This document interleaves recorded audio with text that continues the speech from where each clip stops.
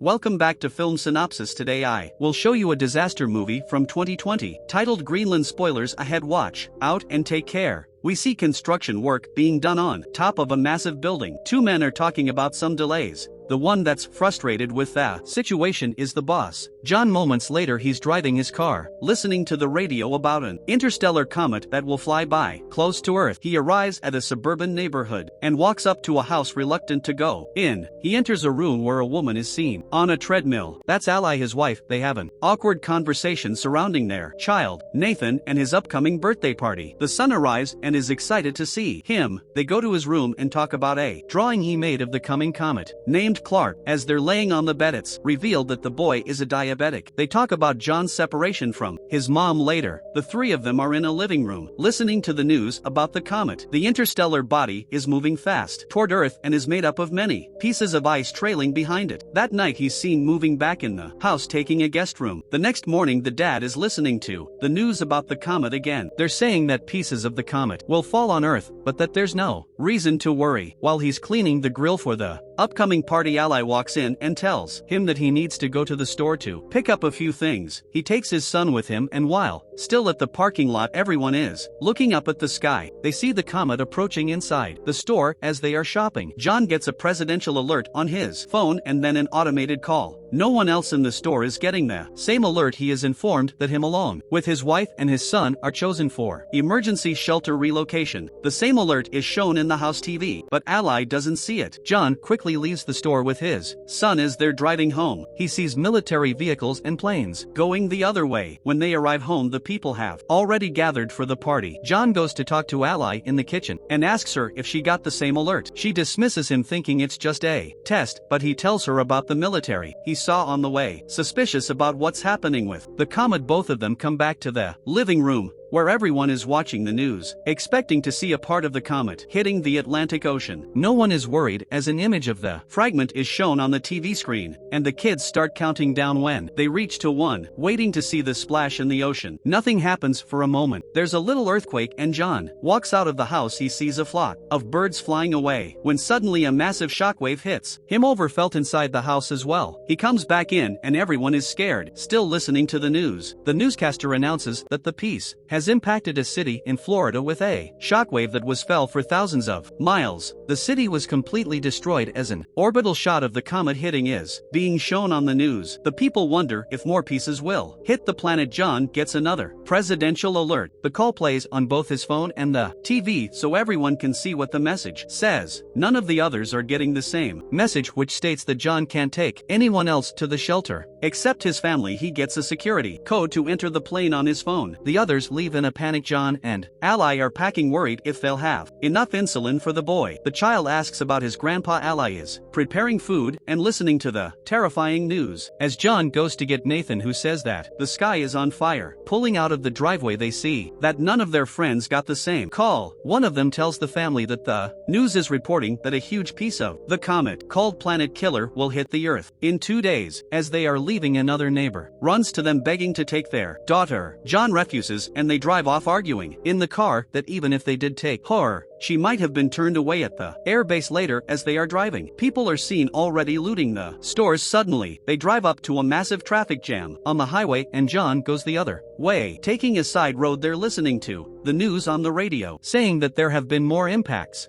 and others are expected, which might take out entire cities or even cause an extinction-level event. They arrive at the airbase being guarded by the military. People are gathered around the doors because they're not being allowed in. The family pushes a crowd in is allowed entrance with the barcode they received. Once inside, they are given wristbands for personal identification and are told to move all their things into one smaller bag. Suddenly they realize the insulin for Nathan is gone and John goes to take it from the car. Ally goes to tell the soldiers about her husband, but tells them about the boy's diabetes and causes a problem. She's taken to a superior officer that informs her that someone with a chronic condition can't be on the plane. Ally tries to reason with her, but she gets turned down. She and her son get escorted out of the base. Meanwhile, John comes back and is headed toward the planes, looking for them, unaware of what is happening. John boards one of the planes that's about to take off and tries to reach Ally but can. One of the passengers there sees the insulin and tells him about the rules regarding having chronic illnesses. John panics and asks to leave the plane. Suddenly, the base gets breached and the people start shooting toward the military. The plane that John was existing has a fuel leak, so he tells everyone to get out and runs away. The plane explodes and causes a chain reaction. John finds out about his family being rejected, as the two of them are already back at the car. Nathan is already low on insulin. The chaos in front of the base continues, so John takes a while to get back at the car. Once there, he finds a message from Ally that she's taking Nathan to her dad's place, so John goes after them on the road there. Ally and the boy get to a pharmacy. She checks his blood sugar and they go to find insulin for him. Suddenly a gang walks inside and starts shooting, killing people all around. They manage to escape and get into a car with some people that will take them part of the way to her dad's. The couple Ally is riding with start acting strangely very fast. Eventually they throw her out the car, take her wristband and drive off with her son, leaving her stranded on the highway. Meanwhile, John is lucky enough to find a ride up north as well. Inside the truck, John sparks a conversation with one of the men, Colin, who tells him that they are headed to Canada, where the driver knows someone that has a plane and can take people to the shelters. Apparently, the military has set up the shelters on Greenland. The man tells him to find his family and meet him in Canada so they can take one of the planes to. Another one of the people in the truck eyes John's wristband and demands that John gives it to him, but when he refuses, a huge fight unfolds. The fighting causes the truck to swirl and crash, throwing the people from the back out. The fight continues regardless and John ends up killing the guy. Colin dies in the crash. In the meantime, Ally gets another ride toward the base where the people that took Nathan are headed. He is still seen riding with them when they get to the airport base. At the first stop, as they are showing the wristbands, the boy tells the soldier that those people are not his parents, and the soldier gets them escorted away, taking him inside. Later, Ally gets there too and tries to find him from one stop to another, from one medical unit to another. She finally finds him and she's informed that he's been given insulin. The nurse says she'll help Ally find a military transport to her father's city and that she will stock her with medicine for Nathan. John breaks into a house for some water and food. He checks the news immediately, only to see that the main impact is expected in just under 24 hours. He finds keys to the family's car and takes it, getting to Ally's dad fast. He finds him playing cards with his buddies, asking about his daughter. They decide to put their differences aside and work together to find her and Nathan. Meanwhile, the two of them arrive at a gas station and call the house. John and her father go to pick them up, and the family is finally back together. All of them get back to the house and see that the information John got about the shelters was true. He convinced his ally that they should go to Canada and try their luck, so they prepare for the journey there. Unfortunately, they can't convince Allah's father to join them. Suddenly, a giant piece of the comet falls nearby, prompting them to go. Immediately, Ally's father gives John a gun and says his goodbyes, staying behind as they drive away. John and Ally reconnect during the drive, promising to stay together. They stop for a blockade along the road when debris from the comet starts falling all around them. John drives out from the line of cars, but the fragments are falling everywhere. Ally gets in the back to cover Nathan, while John tries to find shelter. They stop near a bridge where others hide as well, but John runs off to help a man out of a burning car. Later that night, they continue their journey and pass into Canada. While searching for the airport, they listen to the radio and discover that they don't have much more time until the biggest part of the comet hits Earth and destroys more than 75 of all living things. As they drive, they see one plane getting air and another almost taking off, so they chase after the second one. John stops the plane by driving right in front of it. The pilot is reluctant to take them in since he is already at full capacity, but they succeed in convincing him. John has a dream about better times, and when he wakes up, they are approaching Greenland. The place seems unaffected by the comet until a moment later a fragment impacts the water and creates a shockwave that hits the plane. Both engines are failing as the pilot tries to keep the plane in the air. They glide off the air, landing smoothly but hit the glacier. The pilots are pinned on impact, but John isn't able to help them. He sees a military plane land a mile away, so he shows the people from the plane there, and when they arrive, a military truck takes them in and gets them to the shelter. As they are going inside, the planet killer hits. The impact will reach them in a matter of minutes, and the people are still getting deeper inside the shelter. Once inside, they brace for impact, and a flashback is seen of their previous life when they were happy together. 9 months later, the planet is desolated, cities ruined completely. A radio signal is searching for survivors and establishes a connection, informing the receiving end that the Dust has settled and there is no radiation. The hatches of the shelter open and reveal that the family is still alive. Facing the ruin of the planet as a symbol of hope, they see a bird flying outside and start coming out of the shelter. As the Earth is seen from space radio, signals communicate from all around the globe. There are people still alive everywhere on the planet. Make sure to subscribe and turn on notifications so you can watch more videos like this. Thanks for watching.